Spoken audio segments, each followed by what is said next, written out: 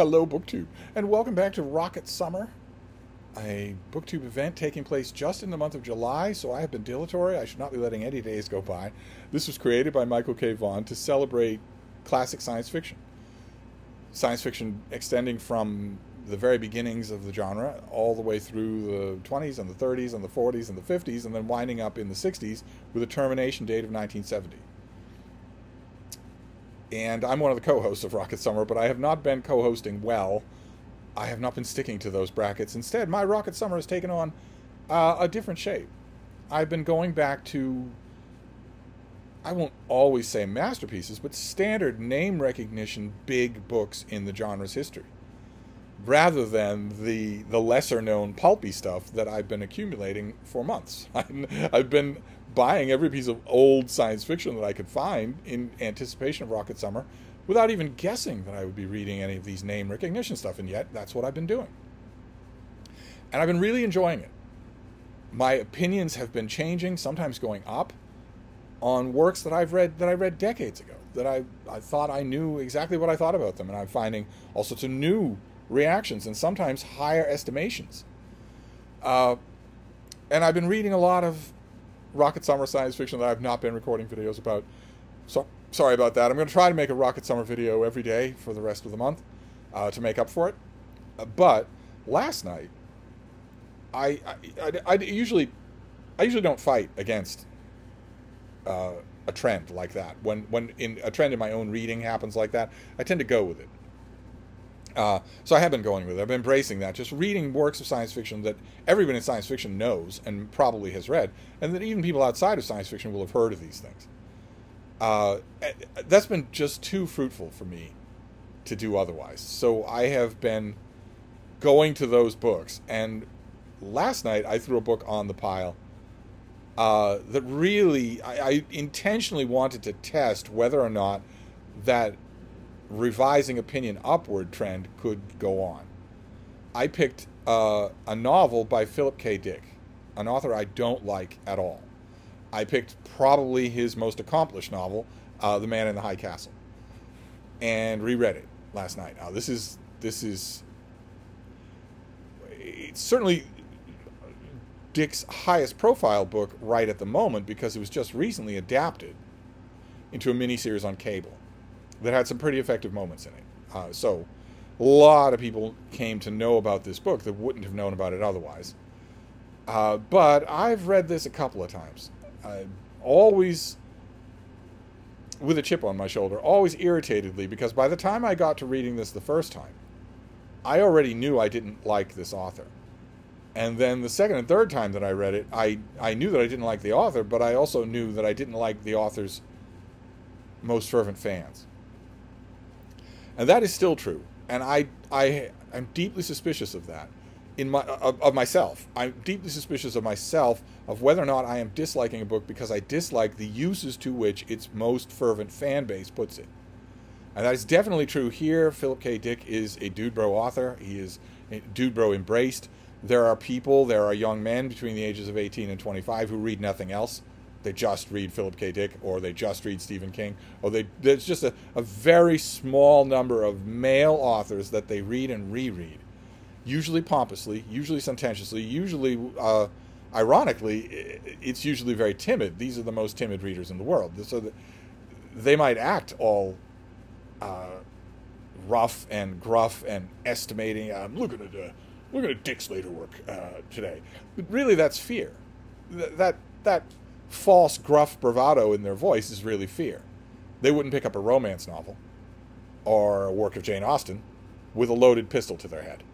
So that they know what they like and they like what they know, and they're just stuck in this little convent garden and won't leave it. But are happy to preach over the walls at all the rest of us. And I know that about Dick's most ardent followers, and I can't stand that. I can't stand the fact that a huge amount of his appeal to those young men between the ages of 18 and 25 is simply his last name. So I went into a reread of this book extra aware of that, in honor of Rocket Summer, where that kind of front-loaded momentum has been exploded with book after book. I don't shy away from saying that, of course, I wanted it to be exploded with this book. Of course I did. Of course I want to like every book that I read. So I tried this again with extra open mind. This is, of those of you who don't know, this is, most of you will, at least because of that miniseries, but this is the story of, set in the early 1960s, of a world in which the Allies lost World War II. And the United States of America is no more. It has been split up into provinces, one owned by the Nazis, ruled by the Nazis in the east, and then in the west, ruled by the Empire of Japan, and then a vast area in the middle that is complicated and serves as the sparring ground between these two warring parties, these two allies who don't like each other. This is, in many ways, a Cold War novel, because the Nazis and the Japanese don't like each other. They have an uneasy truce, I guess, would be the hackneyed phrase. And the action centers right away on the West Coast, and a character named Robert Childan, who, like half of our male booktubers, is a failed bookstore owner. You know, he's a dealer in antiques. He's a bumbler. He's a cipher. He doesn't really know much. He's a vessel, mainly a vessel, through which Dick can give us this world. Through which, through Childan and also the people that he meets, Dick can give us... There are other narrative plot lines as well, other narrative focal characters. And through those characters, all of them, Dick is able to flesh out this world, how it works, when it started, what's going on in this world. And he does that fleshing out in one other way as well. Because there's a book in this book. There's a novel in this novel. This is an alternate history novel. And in this alternate history novel, there is another alternate history novel, The Grasshopper Lies Heavy, which is an alternate history novel about the Allies winning the war. And it is alternate history. It's not accurate to the way that the Allies did, in fact, win the war. I underscore that did, in fact, win the war, because that's in question in areas of TikTok. But nevertheless, they did. And Dick is he's eager to give us lots of that book as well, and lots of talk about that book as well, as dueling alternate worldviews. That's interesting. As a gimmick, that's interesting. The reason why you hear hesitation in my voice is because none of the characters in this book are anything more than simply conduits for Dick to write about this world. Or the other world, the world in The Grasshopper Lies Heavy. There aren't any characters in this book. There isn't any character development in this book, and hence there aren't any stakes in this book. You might say, well, sure there are stakes in this book. Don't you want to know if the Nazis and the Japanese come to blows? If maybe this future, which should not be, is overturned in favor of one closer to The Grasshopper Lies Heavy or closer to our own reality? No, I would say no. You don't care whether or not that happens if you don't care about the people it happens to. And you don't care about that. I went into this book hoping that I would not only like it more than I ever did before. For a long time ago, 30, 40 years ago, I even worried that I disliked this book because the trade paperback that was then the only version of it you could get in the United States was so horrible. It was so ugly. It was part of a trade paperback run of all of Philip K. Dick in the United States in the 90s. That not only were the trade paperbacks horribly made, you so much as look at them and they pop off their spines, but the covers were terrible, absolutely ugly. I even worried then. I have worried for decades that I was doing wrong by this author, that I was underestimating his literary value because I dislike his most ardent cadre of fans. And after this reading of Man in a High Castle, I read Valis just a couple of years ago, I don't think I am.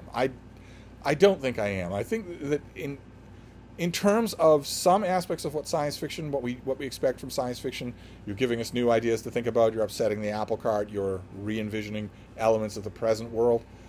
In some of those levels, this author works. He doesn't work nearly as well as other authors doing the exact same thing at the exact same time, but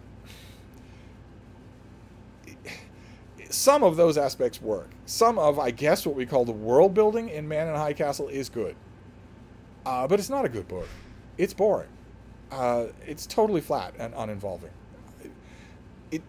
it makes me think, this is not the goal of Rocket Summer. It's the exact opposite is the goal. But rereading Man in the High Castle makes me think, I know I've got Philip K. Dick's number. I have been calling him an overrated, bad dude bro science fiction author for 50 years, and that's what he is. So I was, more power to you if you like his work, if you like especially this book. But this convinced me that I'm not wrong about this author at all. And I've been finding in Rocket Summer that I have been wrong about some authors, but not this one. So maybe this was a bridge too far for expecting magic from Rocket Summer. I was reading this, and all I was thinking about is, there have been, of course, a million novels written like this. The alternate history in which the Nazis win, in which the Allies lose, has been a very popular subject for novels. And I was reading this thing, and I was thinking of those, whether it's really long book. There was a long book called Children's War, The Children's War, by J.N. Stroyar. I'm not sure of the initials, but the author's last name was Stroyar, S-T-R-O-Y-N-A-R. The Children's War is excellent, and it's the same story. It's the story of what would happen in a future world in which the Allies lost.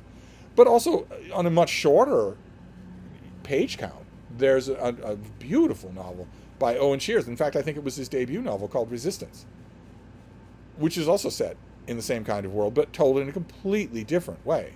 We barely get any notice of that outside world. It's just one little valley. Both of those books, Resistance and The Children's War, and I could name others, but those two were on my mind because it's been a while since I read either one of them, and they're better than this. They're better than this. And you might say, well, they're better at telling that story, but telling that story is not what this book's all about, man. This book's all about the I Ching. It's all about how the mutability of our fates. Pull the other one. It's got bells on it. This is a science fiction novel about an alternate reality in which the Nazis win the war. If you're not concerned with that, then don't write this book. Write some other book about the I Ching, but don't give me an alternate history of the 20th century as window dressing for your ideas about cod, idiotic Eastern mysticism. No, the Rocket Summer magic did not work in this case. Sorry. Maybe next time. I'm going to throw another book on the pile for tonight. I will report back. But Man in the High Castle, he could stay there. Anyway, I'll wrap this up, but I'll be back. Thank you, BookTube.